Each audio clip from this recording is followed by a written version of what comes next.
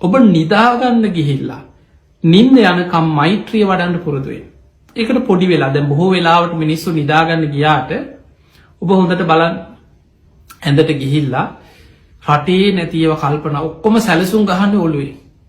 අනුන් ගැන හිතනවා රටේ නැති ප්‍රශ්න ඔක්කොම ඔළුවේ තමයි බුදුහාමුදුරක දේශනාවක පෙන්නනවා මහණෙනි මිනිස්සු රැට දුම් දානවා දවල්ට ගිනි ගන්නවා රැට ඉස්සේ ඔළුවෙන් සැලසුම් කරනවා නිදා ගන්න නැතුව උදේ දවල් වෙච්ච වෙලාවෙ ඉඳන් ගිනි පත්තු කරගත්තා වගේ දවසම දුවනවා රැ නිදා ගන්න ගිහිල්ලා ඔබට පුළුවන් නම් මෛත්‍රී භාවනාව වඩන්න අඩුම ගානේ වාඩි වෙලා භාවනා කරන්න බැයි නම් නිදා ගන්න ඉරියව්වෙන් හරි ඔබ මෛත්‍රී භාවනාව කරා ඔබට තේරෙයි සතියක් මාසයක් උපරිම මාස දෙකක් යනකොට මේ භාවනාවෙන් ලැබෙන ආනිසංස කොයි තරම්ද කියලා. මතක තියාගන්න පින්වතුනි මේ භාවනාවේ ආනිසංස දැන් මෛත්‍රී භාවනාව ඉඳගෙන විතරක් කරන එකක් නෙමෙයි. තිත්තං චරන් නිසින්නෝවා සයානෝවා. ඉඳගෙන හිටගෙන වාඩි වෙලා නිදාගෙන මේ සතර ඉරියව්වෙන්ම කළ යුතු භාවනාව. එතකොට මෛත්‍රී භාවනාව කරනකොට ඉඳගෙන ඉන්න ඉරියව්වෙන් ඔබ මෛත්‍රී භාවනාව කරනවා.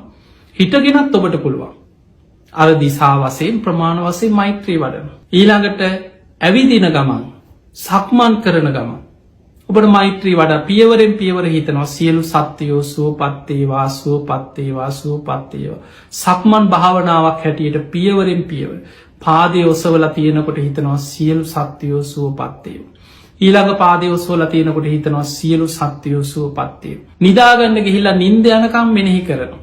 ඔන්න ඔය විදිහට ඔබට ජීවිතේ මෛත්‍රිය පුරුදු කරගන්න පුළුවන් නම් මෙලොව විශාල පිනක් විශාල රැකවරණයක් ආනිසංස රැසක් ලබන්න පුළුවන්.